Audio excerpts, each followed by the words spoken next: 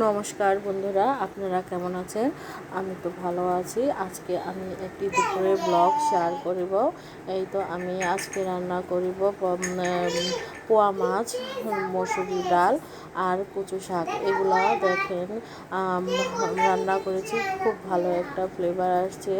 এই তো আমি প্রথমে রান্নাটা শুরু করে দিলাম। প্রথমে আমি সব কিছু কেটে ধুয়ে নিয়েছি, গুছিয়ে নিয়েছি। তারপরে চুলায় ডাল বসিয়ে দিয়েছি, অন্য চুলায় দিয়ে দিয়েছি মাছ রান্না করবো। মাছটা আমি প্রথমে একটু ভেজে নিব। ভেজে নিলে, এটা তো নরম মাছ, একটু ভেজে নিলে রান্না করতে ভাঙে না আর কি। আর পোয়া মাছ আমরা সাধারণত ভেজেই রান্না করি। মাছটা আমাদের ভেজে রান্না করলে আমরা খাই আর কি, আমাদের ভালো লাগে। এই প্রথমে দিয়ে দিলাম ওই তেলে দিয়ে দিলাম জিরে ফোড়ন আর আলু পেঁয়াজটা ভালো করে ভেজে নেব। ভাজতে ভাজতে যখন ও মোটামুটি একটু ভাজা হয়ে আর কি যাবে, তখন এর সাথে সব রকমের মশলা দিয়ে দিব। প্রথমে একটু জল দিয়ে দিলাম, কারণ জলটা আগে দিয়েছি মশলাগুলি যাতে না পুড়ে যায়। এই তো দিয়ে দিলাম হলুদ, মরিচ, ধনে গুঁড়ো, লবণ, এগুলা দিয়ে ভালো করে এখন কষিয়ে নিব।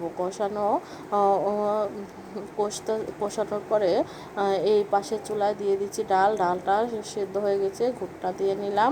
এই তো আমার মাছটা কষানো শেষ। এখন পরিমাণ মতো জলটা দিয়ে নিব।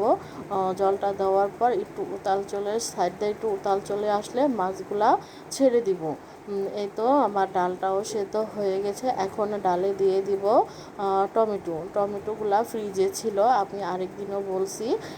ওগুলা হতে হতে আমার মাছটা প্রায় কমপ্লিট। দেখেন মাছটা আমি এখন নামিয়ে নিব। মাছটা একটু আলতোভাবে নামাতে হবে, কারণ এই মাছগুলা কি খুব নরম হয়। দেখেন আমার রান্নাটা কিন্তু হয়ে গেছে। এখন আমি ডালটা সম্বাদ দিয়ে নিব। প্রথমে দিয়ে দিলাম শুকনো মরিচ, তারপরে দিলাম তেল, তারপরে দিয়ে দিলাম সর্ষে ফোড়ন। আমরা টমেটো ডালে সবসময় সর্ষে ফোড়ন দিই।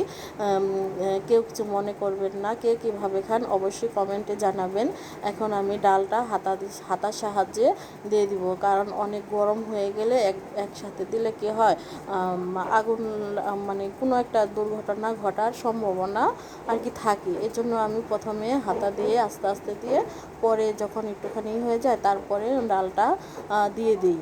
ডালটা দেওয়ার পরে অনেকক্ষণ পর্যন্ত আমি উতাল আসার পরে ডালটা নামিয়ে নিব। এই তো আমি ডালটা নামিয়ে নিলাম। দেখেন আমার ডালটা কিন্তু বেশ সুন্দর একটা কালার আসছে। এখন আমি এক চুলায় বসিয়ে দিব ভাতটা আমি প্রেশার কুকারে বসাবো। এখন অনেকে বলতে পারেন প্রেশার কুকারে কি ভাত রান্না করা যায় নাকি? প্রেশার কুকারে তো মানুষ ডাল সিদ্ধ করে, মাংস রান্না করে। না, আমি প্রেশার কুকারে ভাতও রান্না করতে পারি।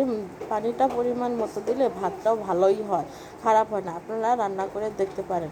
এই তো আমি পাশের চুলা এখন কচু শাক রান্না করবো। কচু শাক রান্না করার জন্য তেল দিয়ে দিয়েছি, সাথে দিয়েছি পেঁয়াজটা একটু ভাজার পরে তারপরে জল দিয়ে তারপরে সব রকমের মশলা দিয়ে দিলাম হলুদ, লবণ, আদা বাটা, রসুন বাটা, কাঁচামরিচ, আর দিয়ে দিলাম আপনার চিংড়ি মাছগুলো বড় ছিল, এর জন্য আমি চিংড়ি মাছগুলো অর্ধেক করে দিয়ে দিয়েছি।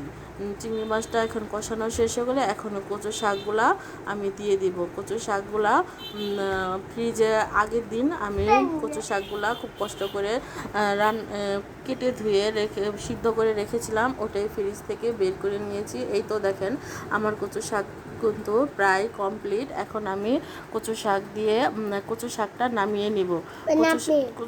কচু শাকটা নামিয়ে নেওয়ার পরে আমার রান্নাটা কিন্তু এখন হয়ে যাবে। টাটা, বাই বাই, সবাই ভালো থাকবেন।